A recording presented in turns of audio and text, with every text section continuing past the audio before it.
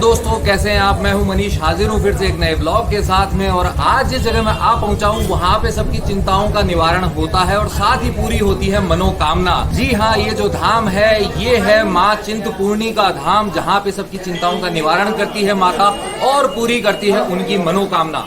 बताना चाहूंगा मैं आपको, जो 51 शक्तिपीठ है उसमें तो यह शुमार है ही, साथ ही जो पहाड़ों के ऊपर माता के जो 9 प्रसिद्ध मंदिर हैं उनमें से यह एक मंदिर है। तो सबसे पहले करते हैं अंदर चल के माता के दर्शन और फिर मैं बताता हूं आपको इस स्थान के बारे में। माता के लिए प्रसाद ले सकते हैं आप यहां से।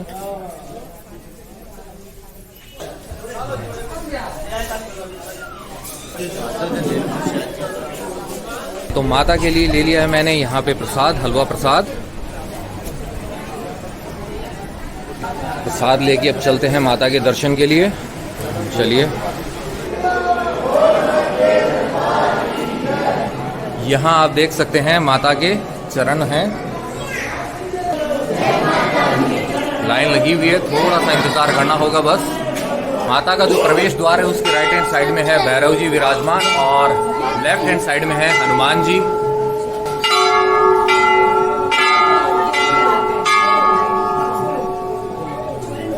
देखिए माँ महिषासुर मर्दिनी के रूप में बीच में आप देख सकते हैं माता छिन्न मस्तका जो है, साथ में उनकी योगिनी है। ये देखिए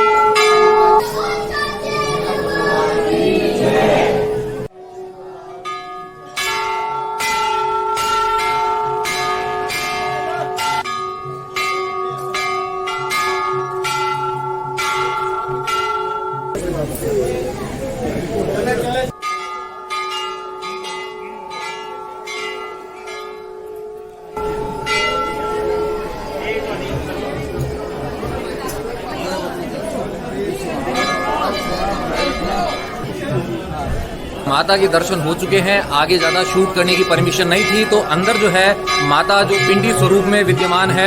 और जो माता का ये धाम है यह छिन्न मस्तका इसलिए कहलाता है क्योंकि इसके पीछे की कथा है वो कुछ इस प्रकार है। जब प्राचीन काल के अंदर देवताओं और असुरों के अंदर युद्ध हुआ था, लगभग 100 सालों तक यह युद्ध चला था, जिसके अंदर देवताओं की होती है हार। तो संकटों के निवारण के लिए देवता लोग पहुंचते हैं माता की शरण में, उनसे विनती करते हैं कि हे माता हमारे संकटों का हरण करे।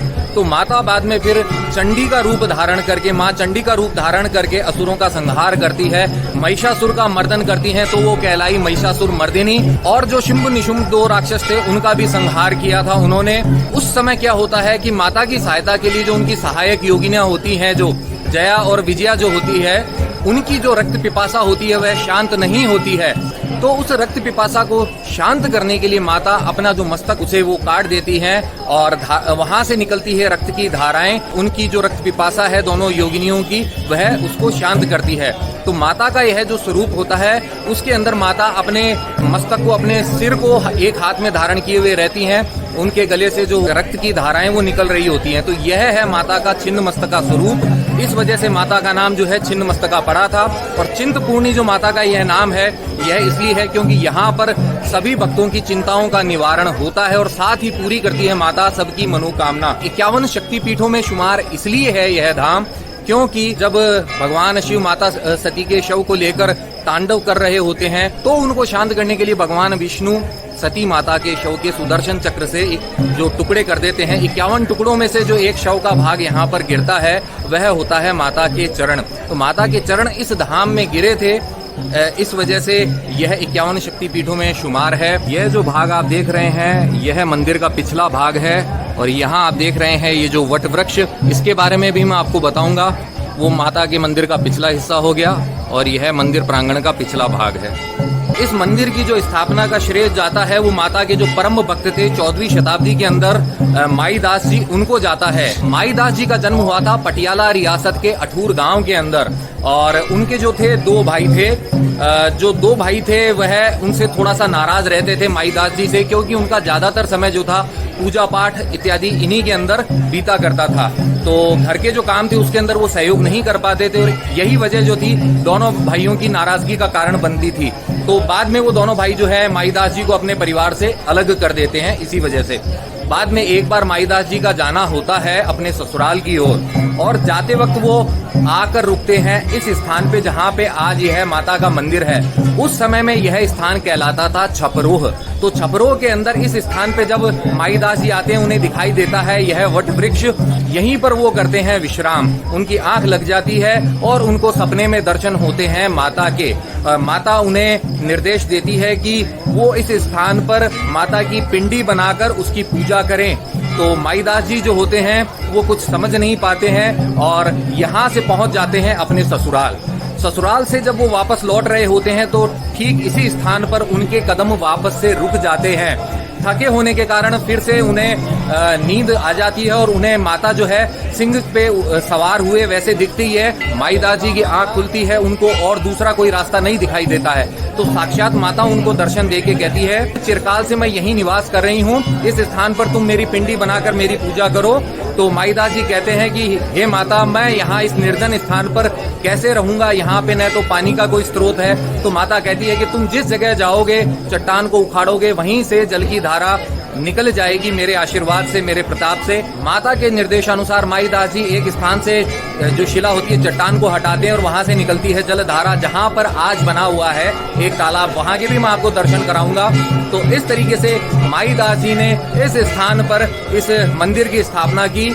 और यह जो है अपने मेलों के लिए बहुत प्रसिद्ध है। यहाँ पर जो मेले लगते हैं, 3 प्रमुख मेले होते हैं। 2 तो जो नवरात्राएं आती हैं हमारी, उसके अंदर होते हैं, और एक मेला लगता है सावन के अंदर।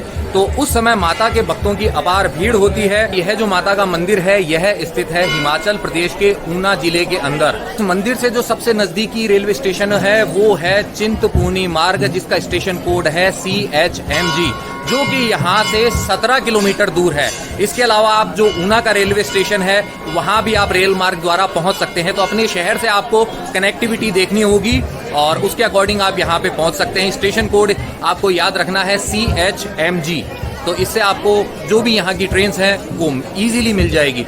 बात करते हैं सड़क मार्ग की। रोड द्वारा जब आप आना चाहते हैं तो दिल्ली से आने के लिए यहाँ पर बहुत सारी बसेज अवेलेबल हैं। साथ ही बसेज आपको इजीली मिल जाएगी चंडीगढ़ से।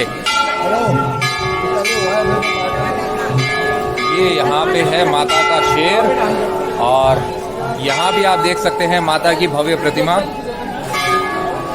ये देखिए, यहाँ दर्शन करा सकता हूँ मैं। और ये देखिए, ये है मंदिर प्रांगण ऐसा। ये देखिए मंदिर का पिछला भाग एकदम पास से, और यहाँ भी पूजा संपन्न हो रही है। यहाँ मिलता है माता का प्रसाद। जय माता दी। पुजारी जी के ठीक पीछे वहाँ पे माता का पिंडी स्वरूप विद्यमान है।